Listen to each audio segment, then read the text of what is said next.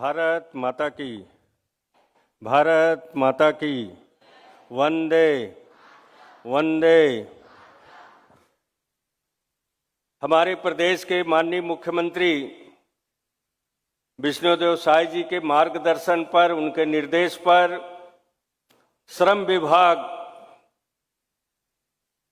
लगातार हमारे श्रमिक भाई बहनें हैं उनको प्रोत्साहित करने का काम, समय पर जो हमारा जितना भी योजनाएं संचालित होता है, हमारा 3 मंडल श्रम विभाग में संचालित होता है, जिसमें 67 प्रकार की अलग अलग योजनाएं तीनों मंडल में संचालित होती है।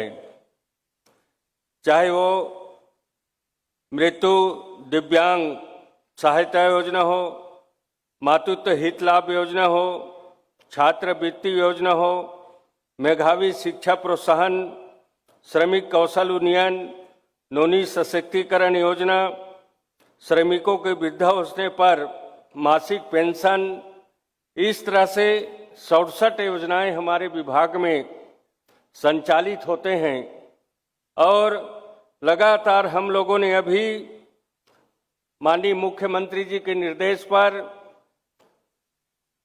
2-2.5 साल में 774 करोड़ रुपया अलग अलग योजनाओं के माध्यम से श्रमिक भाई बहनों के खाते पर सीधा, जिस तरह से माननीय प्रधानमंत्री जी का मंशा है, कोई बीच में उनका 1 रुपया इधर उधर न कर सके, इसके उद्देश्य से सीधा बैंक खाते में उनका पैसा डीबीटी के माध्यम से किया जाता है।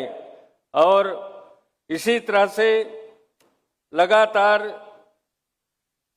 श्रमिकों के हित में, वैसे तो माननीय मुख्यमंत्री जी पूरे प्रदेश के विकास, मोदी के गारंटी, सारी योजनाओं को पूरा करने का प्रयास कर रहे हैं, चाहे किसान हो, नौजवान हो, मजदूर हो, महिला बहनों के लिए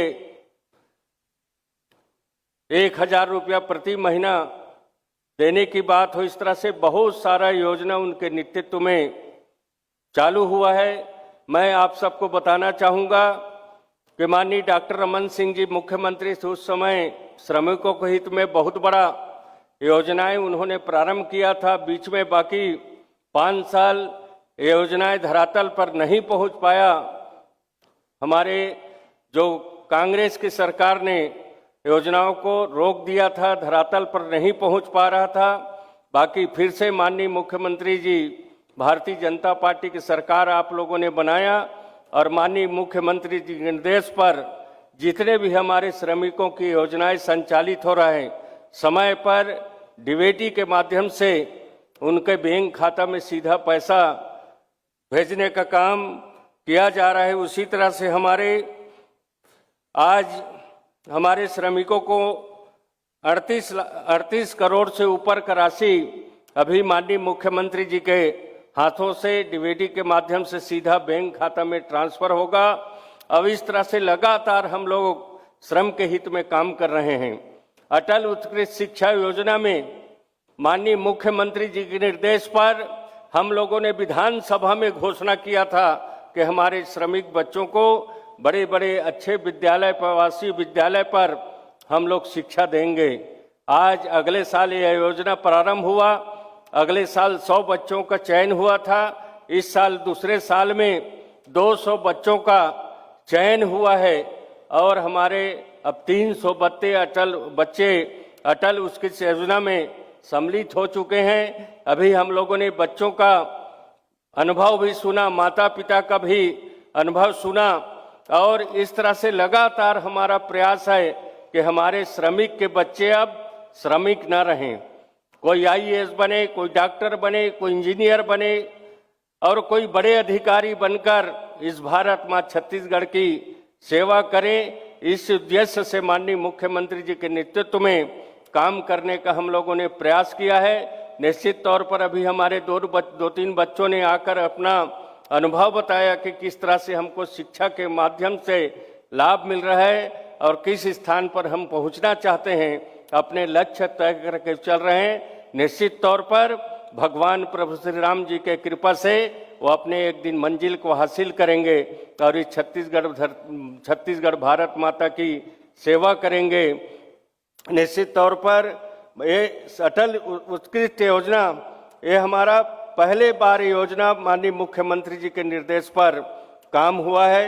अभी हम लोग असंगठित क्षेत्र में, हमारे एक मंडल असंगठित क्षेत्र होता है जिसमें मैं बताना चाहूँगा कि हमारे असंगठित क्षेत्र में जो हमारे डिलीवरी पर्सन होते हैं, माननीय मुख्यमंत्री जी का निर्देश था कि उनके लिए भी योजना बनाना चाहिए। वो प्रक्रियाधीन है, वित्त विभाग में हम लोगों ने स्वीकृति के लिए भेजा है। उनको भी 30,000 रुपया वाहन खरीदने के लिए अनुदान देने का प्रस्ताव हम लोगों ने रखा है, अपने संगठित मंडल की बैठक में पास कर लिए हैं। उसी तरह से हमारे माननीय मुख्यमंत्री जी के योजना कि जो हमारे गांव क्षेत्र में जो चरवाहा होते हैं, उन चरवाहों को भी 6 महीना के लिए, जो हमारा गर्मी के सीजन में फसल लगता है उस समय गाय भैंस खुला चरते हैं, उस समय के लिए चरवाहों के लिए माननीय मुख्यमंत्री जी के निर्देश पर 12,000 रुपया देने का भी हम लोगों ने वित्त विभाग में स्वीकृति के लिए भेजा है। वह भी स्वीकृति हमको जल्दी मिल जाएगा। उसके बाद वो भी छत्तीसगढ़ में माननीय मुख्यमंत्री जी के निर्देश पर लागू हो जाएगा।